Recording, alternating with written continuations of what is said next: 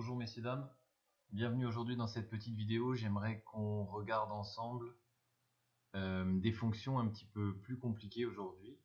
Donc vous voyez ici le graphe d'une fonction rationnelle que vous connaissez maintenant avec des asymptotes verticales, horizontales. Et puis je voudrais en plus que ma fonction passe par ce point A, ça veut dire que x égale 3 soit un 0 de cette fonction. Et puis je voudrais aussi que le graphe de cette fonction passe par le point B de coordonnées 5 et 2. Alors, bon, on va essayer de trouver l'expression de cette fonction rationnelle, dont le graphe ici est donc en vert.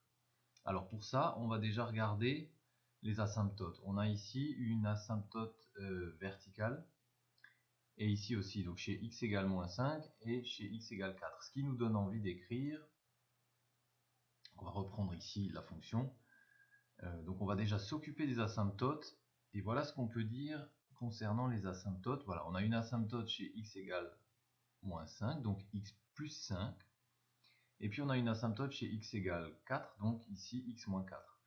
Alors là vous allez me dire oui, c'est pas correct, puisque en effet chez x égale 4, on voit que les deux côtés de l'asymptote, les deux branches de la fonction vont du même côté, toutes les deux vers plus l'infini, alors que chez x égale moins 5, on a des asymptotes à branches séparées. L'une monte vers plus l'infini, l'autre descend vers moins infini.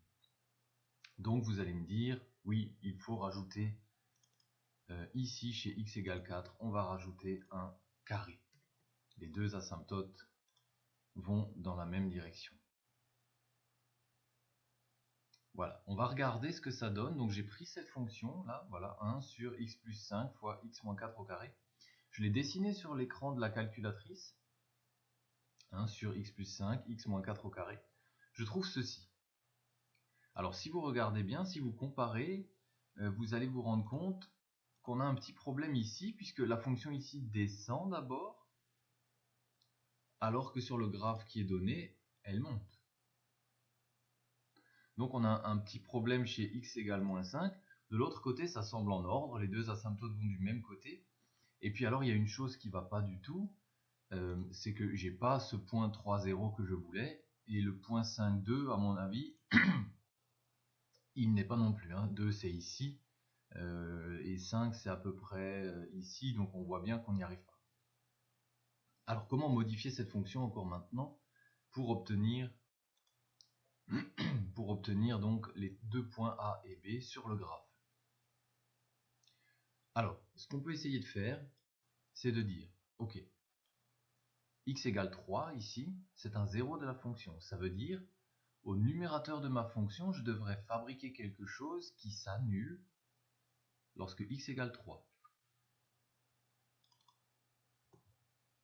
Donc je vais reprendre tout ça, et je vais fabriquer là-haut une fonction qui s'annule lorsque x égale 3. La fonction la plus simple qui donne 0 lorsque x égale 3, c'est x moins 3. On raisonne exactement comme les asymptotes. Comme pour les asymptotes, voilà, je veux un 0 chez x égale 3. Je sais que les zéros d'une fonction rationnelle sont donnés par la partie en haut, donc j'écris ça. Voyons voir sur la calculatrice si maintenant je modifie un peu ça. Donc ici je vais maintenant mettre x moins 3.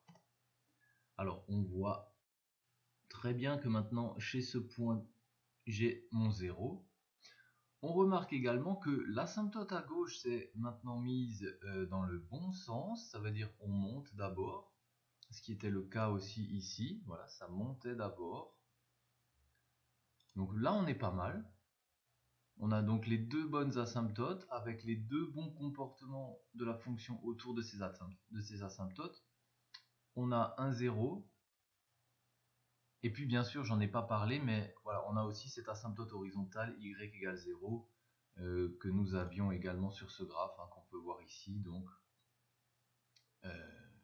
une asymptote horizontale ici chez y égale 0. Donc on a presque tout. Il nous manque seulement ce point B, ça veut dire avec les coordonnées 5 et 2. Alors regardons ici, 1, 2, 3, 4, 5. Non, on n'est pas encore chez 5, 2. La valeur pour x égale 5 est bien plus petite que 2. 2 doit être ici, on devrait être à peu près chez ce point-là. Alors comment maintenant améliorer encore cette expression. Donc ça, c'est presque maintenant juste, mais il nous manque toujours ce point B. Et bien pour faire ça, je vous propose de récupérer cette fonction, donc qui est presque bonne. Et puis on va modifier encore une toute petite chose. Il faudrait qu'on se donne quelque part la liberté de jouer sur un petit paramètre pour justement faire en sorte que le point B se trouve sur le graphe. Alors si j'écris ici, par exemple,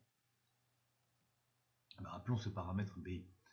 Et puis mettons ici des parenthèses, ça veut dire ce x-3, maintenant je le mets en parenthèse, j'enlève ça, et puis je mets ce paramètre B. Et je vais alors voir s'il est possible de calculer ce B pour justement que ce point grand B 5,2 se trouve sur le graphe. Alors ce que je peux écrire avec cette fonction là, maintenant, je vais la recopier encore une fois et je vais dire voilà, je sais que f de 5 est égal à B fois 5 moins 3, donc je remplace tous les x par 5, voilà, et voilà. Je vais calculer cette chose en fonction de B, donc au numérateur, alors attendez, je vais copier tout ça, ce sera plus facile, voilà, je vais avoir B fois 2, ok, dans la première parenthèse j'ai 2, ensuite j'ai ici 10, et ici j'ai donc 5 moins 4 au carré, donc ça donne 1, donc 10. J'arrive avec un résultat qui est simplement B sur 5. Et je sais que le point B a un y, un y égal à 2. On le voit ici un petit peu. Donc je vais dire, voilà, le résultat de la fonction est égal à 2. Ce qui me donne ici une toute petite équation, vous la voyez. B sur 5 égale 2. Et très rapidement, j'arrive comme ça à conclure que B égale à 5 fois 2, c'est-à-dire 10. Voilà, j'ai trouvé une valeur pour B. Donc je peux maintenant reprendre ma fonction ici. Je vais recopier là-bas. Et normalement, si je remplace B avec 10, j'aurai la fonction avec toutes les informations dont j'ai besoin. Ça veut dire toutes les asymptotes devraient être maintenant bonnes. Le point A et le point B sur le graphe. Donc je vais modifier cette expression sur la calculatrice. On va mettre 10 fois x-3 ici. Voilà, on ferme la parenthèse et on valide. Voilà.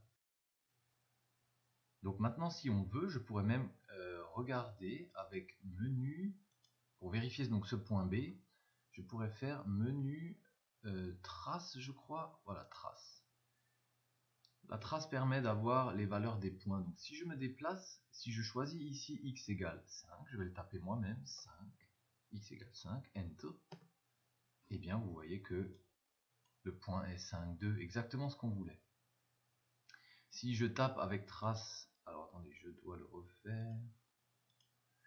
Si je tape avec trace x égale 3, je trouve 0. C'est aussi le point A qu'on voulait. Donc voilà notre fonction. Voilà l'expression d'une jolie fonction qui a les asymptotes qu'on voulait, le point 0 qu'on voulait et le point B 5, 2 que l'on voulait. Ok.